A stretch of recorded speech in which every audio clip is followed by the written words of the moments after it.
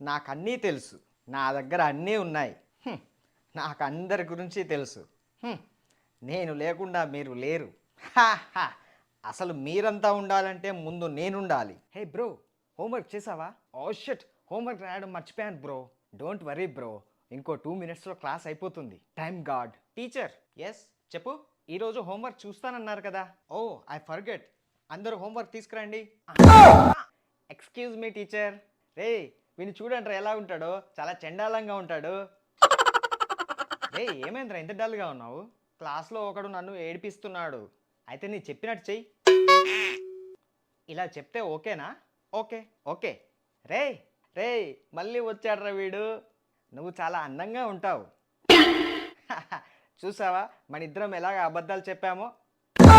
Dad నేను బయటికి వెళ్తాను డాడ్. వద్దురా. అబ్బా నేను బయటికి వెళ్తాను డాడీ.